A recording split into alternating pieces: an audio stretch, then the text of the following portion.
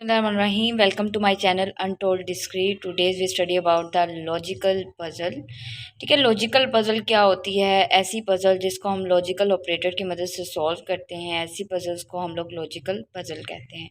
आज जो प्रॉब्लम हम सॉल्व करने लगे हैं वो डिस्क्रीट मैथ में बहुत इम्पोर्टेंट है। ठीक है, इसमें एग्जिस्ट करती है डिस्क्रीट मैथ में और इसकी वैल्यू बहुत ज़्यादा है। ये मिड या फाइनल के एग्जाम्स में मोस्टली पूछी जाती है। ठीक है जी, प्रॉब्लम क्या है? प्रॉब्लम है as a reward for solving his daughters from periods the king has given you the opportunity to win a treasure hidden inside one of the three trunks. The two trunks that do not hold the t-shirts are empty. To win, you must select correct trunk. Trunks 1 and 2 are empty, are each inscribed with the message this trunk is empty, and the trunk 3 is inscribed with the message the t-shirt is in trunk 2. The queen who never lie tell us that only one of these inscription is true while the other two are wrong. Which trunk should have select to win? ठीक है। अच्छा, यहाँ पर basically बात क्या हो रही है? अब यहाँ पर बात ये हो रही है कि जो किंग है ना, उसने अपनी डॉटर को बचाने के लिए डाकुओं से हमें टीचर रिवॉर्ड किया है। ठीक है, उसने हमें टी शर्ट दी है। अब उसने क्या किया है कि वो जो ख़जाना उसने हमें दिया है, उसने 3 डब्बों में उसे रख दिया है। 3 में से एक डब्बे में उसको रख दिया और हमें कहा है कि वो डब्बा सेलेक्ट करो जिसमें ख़जाना है। असल में पज़ल ये है, इतनी सी पज़ल है। अब हमें ना इंस्क्रिप्शन या कह लें थोड़ा सा हिंट दिया गया है कि पहले जो 2 है ना बॉक्सेस, उनमें ये लिखा गया है कि ये ट्रंक जो है ना ये खाली है। ठीक है, और तीसरे में ये इंस्क्रिप्शन लिखी गई है, यानी कि उसके बाहर ये लिख दिया गया है कि जो खजाना है ना वो दूसरे ट्रंक में। ठीक है, और वहाँ पे एक क्वीन बैठी है जो कह रही है, क्वीन हमेशा वो सच बोलती है, उसके बारे में ये कहा जा रहा है कि वो हमेशा सच बोलती है और उसने कहा है कि इनमें से एक इंस्क्रिप्शन सही है और ख़जाना इसमें से एक ट्रंक के अंदर है। अगर आप चुनना चाहते हैं, जीतना चाहते हैं, तो आपको वो सही ट्रंक चुनना होगा। सही है, पजल में असल में बात ये पूछी जा रही है कि ट्रंक कौन सा है, आप चूज़ करो कि कौन से ट्रंक में ख़जाना होगा। सही है। अच्छा जी, हमारे पास यहाँ पर 3 ट्रंक हैं। सही है, पहले ट्रंक को हमने T1 कह दिया है, सेकंड ट्रंक को T2 कह दिया है, थर्ड ट्रंक को T3 कह दिया है। सही है जी। अब हम इसको सपोज करते हैं, प्रपोजिशनल फॉर्म में इसको पहले लिखते हैं। प्रपोजिशनल फॉर्म में हम सपोज करते हैं P1 जो कि रिप्रेजेंट कर रहा है ट्रंक 1 को, द टीचर इन ट्रंक 1। ठीक है, P2 है जो कि रिप्रेजेंट कर रहा है द टीचर इन ट्रंक 2। ठीक है, और P3 है हमारे पास जो कि रिप्रेजेंट कर रहा है द टीचर इन ट्रंक 3। ठीक है जी। अब अकॉर्डिंग टू इंस्क्रिप्शन, हमें इंस्क्रिप्शन भी तो मिली है ना। इंस्क्रिप्शन क्या थी कि ट्रंक के ऊपर ये लिखा हुआ है, ये चीज़ें लिखी हुई हैं, जो लिखी हुई हैं हम उसके अकॉर्डिंग अब प्रपोजिशन कैसे क्लैरिफाई करेंगे। वो लिखा हुआ था द ट्रंक इज़ एम्प्टी, यानी कि ये जो पहला ट्रंक है वो एम्प्टी है, और पहले ट्रंक को हमने किससे रिप्रेजेंट किया था? P1 से। अगर P1 एम्प्टी है तो यहाँ निगेशन ला जाएगी, निगेशन P1। ठीक है, अकॉर्डिंग टू इंस्क्रिप्शन ये हो गया निगेशन P1। फिर उन्होंने लिखा है कि the trunk 2 is also empty. ठीक है, second trunk is also empty, तो P2 इज़ निगेशन P2। ठीक है, हमने लिखा द टीचर इन ट्रंक 2। ठीक है, P2 से उसको रिप्रेजेंट किया। अब हम कह रहे हैं कि जो ट्रंक 2 है वो खाली है। ठीक है, तो फिर वो निगेशन 2 हो गया, यानी कि उसका उल्ट। सही है, P2। अब हम क्या करेंगे, थर्ड ट्रंक, थर्ड जो ट्रंक था हमारे पास, उसकी हमें क्या इंस्क्रिप्शन दी गई है? The teacher in the second trunk.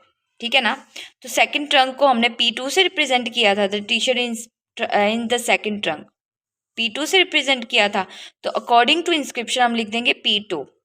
अच्छा जी, जी यहाँ पर हमारे पास इंस्ट्रक्शंस के अकॉर्डिंग हमने क्या किया कि इसको प्रपोजिशन दे दी। ठीक है, अब इन इंस्ट्रक्शंस को हम लोग कंपाउंड प्रपोजिशन बनाते हैं। ठीक है, जब भी हम लोग कभी भी पजल्स को सॉल्व करेंगे ना, उसमें हम लोग जो हमारे पास इंस्ट्रक्शंस दी जाएंगी ना, उनकी जो प्रपोजिशन आएंगी उनको हमेशा एंड ऑपरेटर से मिलाया जाता है। अब नंबर ऑफ पॉसिबिलिटीज़ है हमारे पास, ठीक है। यहाँ पे प्रपोजिशन कैसे बन गई है, ठीक है। नंबर ऑफ पॉसिबिलिटीज़ है, the teacher in the first trunk and not in the other two trunk, ठीक है। अगर पहले ट्रंक में है तो दूसरे ट्रंक में नहीं होना चाहिए, ठीक है। इसका मतलब यहाँ भी निगेशन, यहाँ भी निगेशन लगा दो। नहीं का मतलब यही होता है ना, निगेशन लगा देना। तो हम यहाँ भी निगेशन लगा देंगे, यहाँ भी निगेशन लगा देंगे। हो सकता है ये नंबर ऑफ पॉसिबिलिटी सेकंड ये है कि हो सकता है कि सेकंड वाले ट्रंक में हो, ठीक है, जो सेकंड में लिखी हुई जो इंस्क्रिप्शंस है वो सही हो, ठीक है, और बाकी दो इंस्क्रिप्शंस जो हैं हमारे पास गलत हो। तो हम क्या करेंगे, पहली वाली पे भी निगेशन लगा देंगे, आखिरी वाली पे भी निगेशन लगा देंगे, दरमियान वाली पे नहीं लगाएंगे, सही है। फिर उसके बाद हो सकता है कि जो थर्ड वाली इंस्क्रिप्शंस है वो सही हो, ठीक है, जो थर्ड वाली पर लिखा हुआ है P2 में नहीं है, ठीक है, वो वाली इंस्ट्रक्शन सही हो, तो वो हम यानी कि P2 में है, ठीक है, वो इंस्ट्रक्शन सही हो, तो हम क्या करेंगे, यहाँ पर निगेशन लगा देंगे, यहाँ निगेशन नहीं लगाएंगे, सॉरी, यहाँ हम निगेशन नहीं लगाएंगे, यहाँ निगेशन नहीं लगेगी, सही है। यहाँ पर इन दोनों पे निगेशन लगा देंगे, ये निगेशन नहीं लगाएंगे।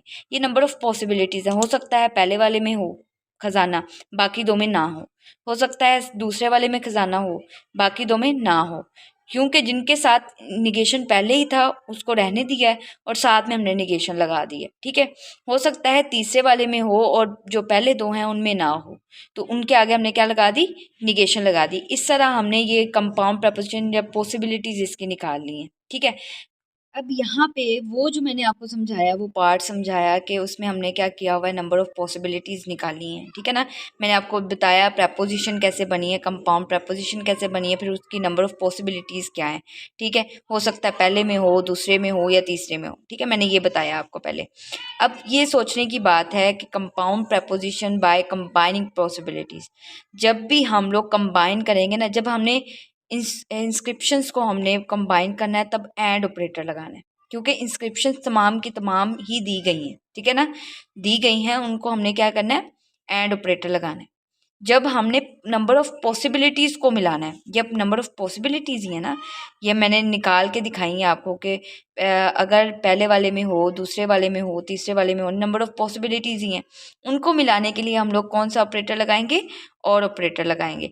अब हम क्या करेंगे कि लॉजिकल ऑपरेटर की हेल्प से इसको सॉल्व करना स्टार्ट करेंगे। एट द एंड हमें इसका रिजल्टेंट बताएगा कि कौन से वाले ट्रंक में हमारा टीचर मौजूद है, इन तीनों में से कौन से ट्रंक में हमारा टीचर मौजूद है, ठीक है जी। अब यहाँ पर देखें, यहाँ पर लिखा हुआ है negation negation P2, negation negation P2। अब यहाँ पर हमने क्या लगाया, डबल निगेशन लॉ, ठीक है, इक्विवेलेंस का जो है हमारे पास लॉ, ठीक है।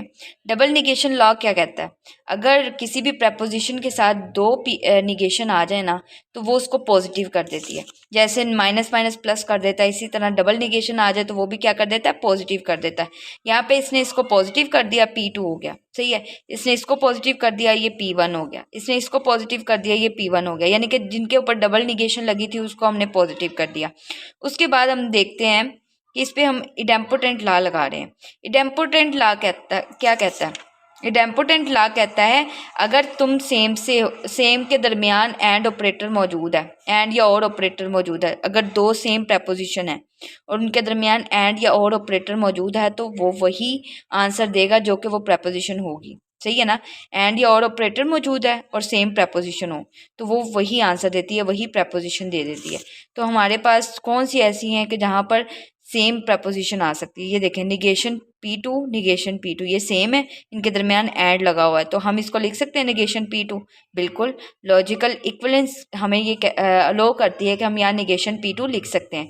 अब ये इसी तरह यहाँ पर P2 एंड P2 लिखा हुआ है, सही है, तो बाय इडेम्पोटेंट लॉ ये भी क्या हो गया, P2, ठीक है, P1 एंड P2 और निगेशन P2 P1, और यहाँ पर हमारे पास है P1 P2 and negation P2। अब यहाँ पर हम अप्लाई नहीं कर सकते इडेम्पोटेंट लॉ, क्योंकि यहाँ पर कोई भी सेम नहीं है और उनके दरमियान एड ऑपरेटर नहीं है। यहाँ पर देखें, ये इसके ऊपर निगेशन लगा हुआ है और उसके साथ निगेशन नहीं है, तो जिसके साथ निगेशन नहीं है, अब ये तो नहीं हो सकते ना। अब यहाँ पर कौन सा लॉ लगेगा कि एक पर निगेशन लगी हो दूसरे पर निगेशन ना लगी हो। यहाँ पर है हमारे पास पी एंड निगेशन पी, अगर एक प्रेपोजिशन हो, सेम प्रेपोजिशन हो और एक पर निगेशन लगी हो और एक पर ना लगी हो और दरमियान में एंड ऑपरेटर हो, निगेशन लॉ कहता है कि वो क्या होगी, फॉल्स होगी। और अगर और ऑपरेटर आ जाए तो क्या होगी, ट्रू होगी। ठीक है, तो हम देख रहे हैं यहाँ पर एंड ऑपरेटर है, उसके अकॉर्डिंग क्या हो गया, ये फॉल्स हो गया। सही है, P1 एंड फॉल्स और P1 एंड निगेशन P2, ये इम्पोर्टेंट लॉ से हमने निकाला था, वो वैसे ही हमने नीचे उतार लिया। ठीक है, सिर्फ इस पे अप्लाई हो रहा था, इनमें से कोई भी ऐसी नहीं हमें मिला कि जिसके ऊपर हम अप्लाई कर सके। ठीक है ना, इसके लिए निगेशन लॉ के लिए ज़रूरी है कि सेम प्रेपोजिशन हो और उनमें से सेम प्रेपोजिशन में से एक के साथ निगेशन लगी हो और साथ में एंड या और ऑपरेटर मौजूद हो, तब आप निगेशन लॉ लगा सकते हो। सही है ना, यहाँ देखें ये निगेशन तो लगी है और एंड ऑपरेटर भी है, बट ये दोनों जो लॉजिकल ऑपरेटर हैं वो डिफरेंट हैं, तो सो डेट्स वाई आप यहाँ पर निगेशन लॉ नहीं लगा सकते। सही है, अब यहाँ पर हमारे पास हम क्या करेंगे, उसे वैसे ही नीचे उतार लेंगे और आगे देखते हैं। अब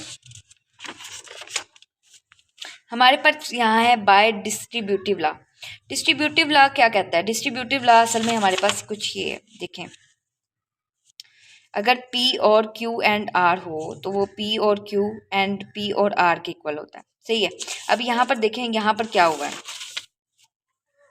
ये देखें, P1 सेम है एंड निगेशन P2 और P2।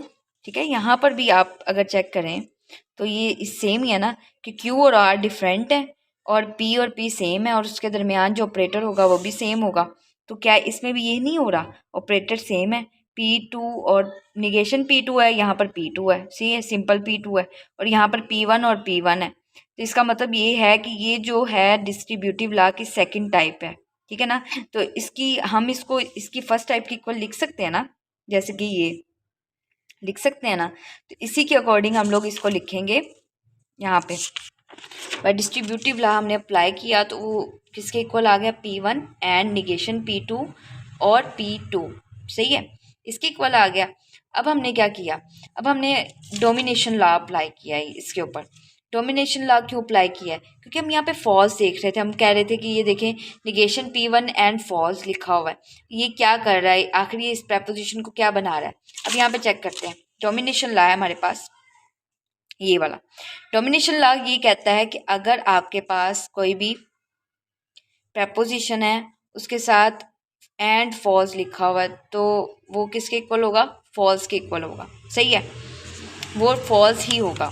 तो यहाँ पर उसने क्या कर दिया, इसको फॉल्स कर दिया और साथ में वही चीज़ को हम लोग नीचे उतार लेंगे। ठीक है, अब हमने क्या किया, अब हमने इस पर आइडेंटिटी लॉ लगाया। आइडेंटिटी लॉ क्या कहता है, आइडेंटिटी लॉ कहता है कोई भी प्रेपोजिशन है उसके साथ और ऑपरेटर लगा हुआ है, यहाँ पे हमारे पास फॉल्स के साथ और लगा हुआ है और साथ में P1 एंड निगेशन P2, यानी कि जो डिस्ट्रीब्यूटिव लॉ से हमारे पास वैल्यू यहाँ से आई थी वो वैसे की वैसे हमने नीचे उतार दी।